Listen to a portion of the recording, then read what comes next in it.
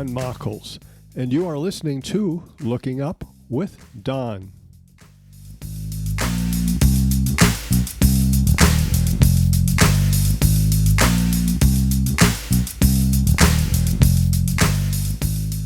This is the Looking Up with Don podcast, episode number 56 for the week of January 27th, 2021.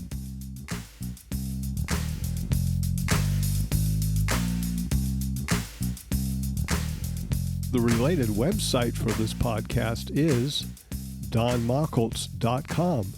That is spelled DonMachHolz.com. 2 H's. What's up in the sky this week? As our week begins on Wednesday, January 27th, the moon is up nearly all night long and very bright. The moon will be full on Wednesday, January 28th. By the end of the week, Tuesday, February 2nd, the moon is bright and in the morning sky, rising 4 or 5 hours after sunset. By this weekend, for instance, Saturday, January 30th, the moon rises about an hour after evening twilight. This is our last chance to see the planet Mercury low in the southwest after sunset. Venus is closing in on the sun in the morning sky, rising about 40 minutes before the sun. Jupiter is in superior conjunction on January 29th. That means that the planet Jupiter is on the far side of the sun from us, and you're not able to see it in your nighttime sky. The SOHO spacecraft, which images the sun and is in an orbit around the sun a bit inside our orbit, will show Jupiter passing behind the sun this week. Look up the SOHO spacecraft on the internet this week, look at the live images, and you will see Jupiter passing behind the sun. Both Saturn and then Jupiter will emerge into our morning sky in early March. On March 4th and 5th, the planets Mercury and Jupiter will be very close to each other, and we'll talk more about it at that time. Will you be able to see the International Space Station this week, which for our purposes begins Wednesday, January 27th through Tuesday, February 2nd? It all depends upon your location. The International Space Station, or ISS, has several people on board. It appears as a bright, slow-moving star going across the sky. Usually it's visible for several minutes. When it's at its brightest, it's quite often the brightest object in the sky. This week we have 5 zones, and all you need to know is your latitude. From north latitude 65 degrees and north, you will not see the International Space Station this week, nor for several weeks. That's getting up near the Arctic Circle there. Between 37 degrees and 65 degrees north, you can see the ISS in your evening sky, sometimes twice per night. Many of you live between 37 and 65 degrees north, England, Italy, Spain, Romania, Turkey, Hungary, France, Germany, the northern United States, most of Canada. Evening passes, sometimes twice per night. Between 32 and 37 degrees north, the ISS will be in your evening sky too, but that does not start until the last day of our week, Tuesday, February 2nd. And you'll see it in your evening sky in the days after February 2nd. From 25 degrees south through 32 degrees north, the equatorial region, the International Space Station will not be visible at all this week. This includes Central America, much of South America and Africa, Indonesia, and the Philippines. No, not this week. From 55 degrees south to 25 degrees south, the ISS will be in your morning sky for most of the week, sometimes visible twice per night. Australia, New Zealand, Argentina get up early in the morning. To determine where it will be in your sky, go to the website heavens-above.com and enter your location, then click on ISS. Now for the comets visible to us this week. The positions, right ascension and declination, of these comets can be found on Podcast 56, Comet Positions. You can also get the current positions of these comets from the website heavens-above.com. Click on Comets and you'll see your list of comets and positions in the sky. There is a new comet Neowise in the sky discovered a few weeks ago by the satellite Neowise that orbits the Earth. This comet is known as C2021 A2 Neowise. It was closest to the Sun on January 22nd at 1.14 astronomical units. Now, 1 astronomical unit, abbreviated as AU, is the distance from the Earth to the Sun. So 1.14 astronomical units is slightly farther from the Sun than we are. Comet 2021 A2 Neowise will be closest to us this week at about a half an astronomical unit. The comet was discovered in the southern hemisphere and has been moving northward. It is presently magnitude 10 to 11. The comet is plotted on Podcast 56, Map 5.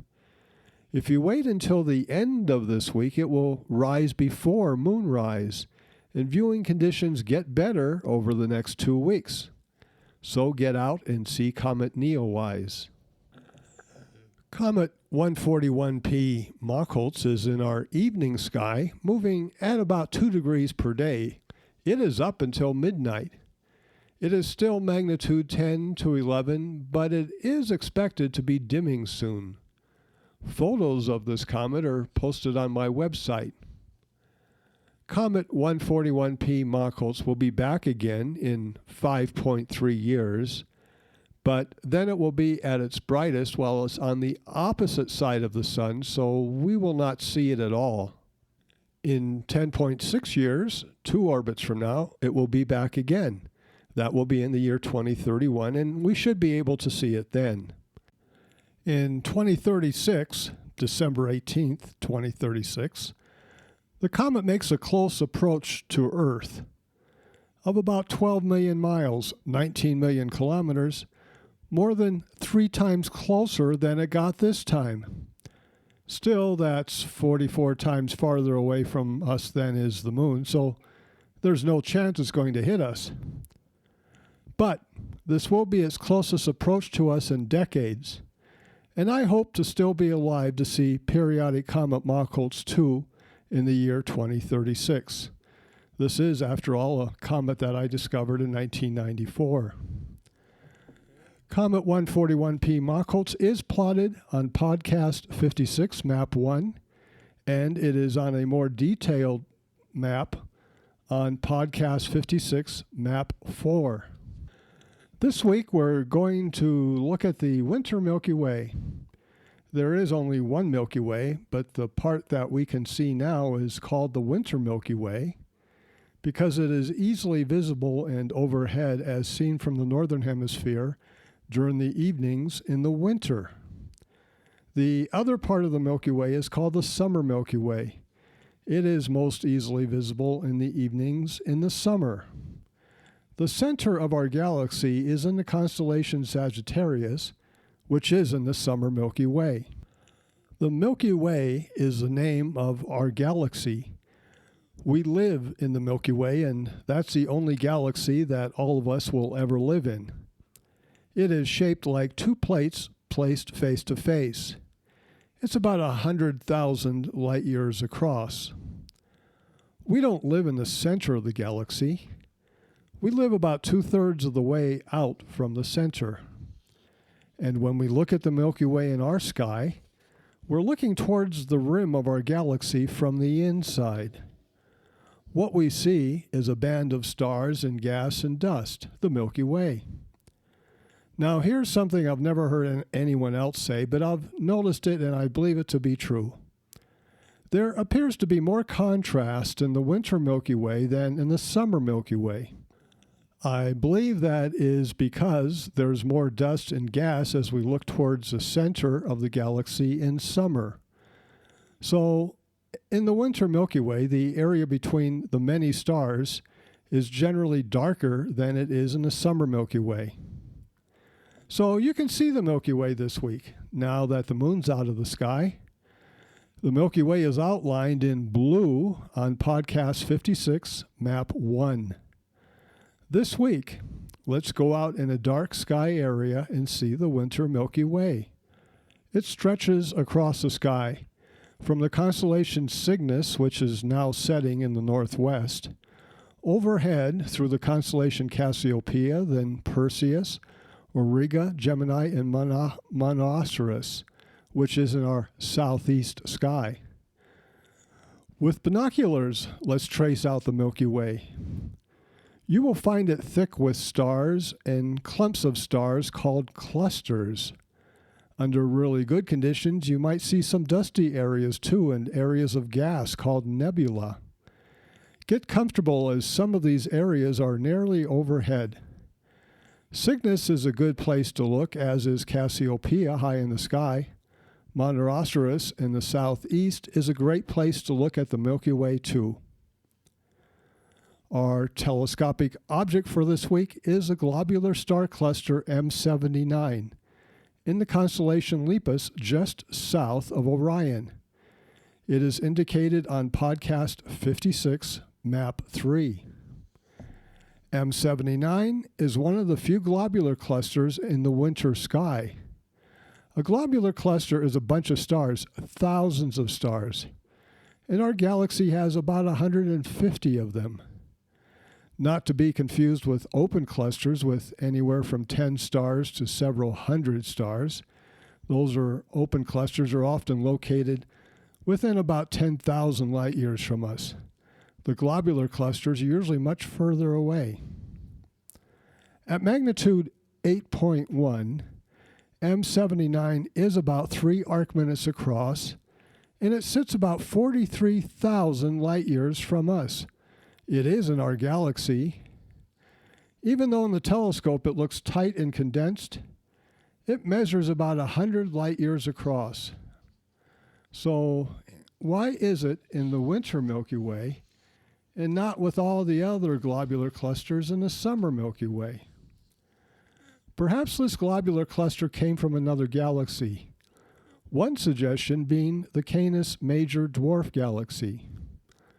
So give it a look, M79, south of the constellation Orion. Let me begin by saying that I am a dog person, not so much a cat person. I've had pet dogs for most of my life. We had a few outdoor cats in Colfax, California a couple of decades ago, but they were mostly for the kids and I kept my distance. 2 years ago, my wife and I moved to Arizona. Desert terrain, high elevation, clear dark skies. We are happy here. Just the two of us involved with a lot of projects. In April 2019, after talking to our neighbors who had a lot of cats, my wife called to me to say that they're going to give us 9 cats, barn cats, which would stay outside and catch any mice we may have on our property. Tales are told in this area of mice which destroy vehicles by living in the engine compartment and eating the wires. We have never had that problem, but I hear it all the time. So we got 9 cats. We set up a house for them outside. We called them our kitten mob. In fact, we even made a website called The Kitten Mob. We thought it would be a thing, but it never caught on, so we took down the website. We then built a luxurious cat hotel for them in the shop, 3 levels, air-conditioned in the summer and heated in the winter. They are in there only at night when the coyotes come out. We have a sound system in the shop too, and sometimes I play music for them. Often it is Barry Manilow. I do not know if our cats even like Barry Manilow, but they have sure heard a lot of his music. One of the features I created for that website is the Kitten Mob Undercover Boss. It is a 10-minute spoof on the Undercover Boss series. It follows the format of the CBS reality show named Undercover Boss, where the boss, owner, or the chief executive officer puts on a disguise and goes into the workplace to see what's really going on with the company. In my spoof, I cover each and every element of the show. I wrote the script, the music, and edited it. If you have 10 minutes and want a little humor, it is on YouTube, The Kitten Mob Undercover Boss. There's also a link to it on my website under this podcast number 56. But remember, you'll never get those 10 minutes back. We are now down to 6 cats, and my wife fell in love with one who now spends the nights in the house. He is named Camper. Near sunset each night, I walk them around the back of the shop and into the desert where they play among the cacti. Yes, you can herd cats. I call them and I tell them it's time for a walk, and they appear from everywhere. I then lead them into their cat hotel and feed them. They consider me their father figure, their daddy. When I ask them, who's your daddy, they all look at me, so there you have it. So the other night, I'm lying in bed and my wife comes in and asks about Camper. Well, he was lying in his bed across the room from me. My wife asked if cats can see better in the dark than we can. Well, they can. The way their eyes are designed, they can see better in the dark than can humans. So just remember this: when it is dark and your cat's in your bedroom with you, the cat is watching. So I replied that they can, and she suggested that perhaps they could do some comet hunting. So let's talk about this for a minute. What would it take to get a cat to hunt for comets? They are nocturnal creatures, nighttime hunters, so that is a start. The process of visual comet hunting is actually rather simple.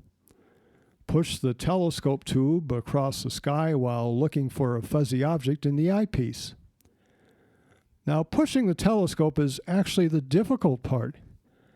It can be automated, or perhaps one cat can be trained to sweep the telescope while the other is looking through the eyepiece.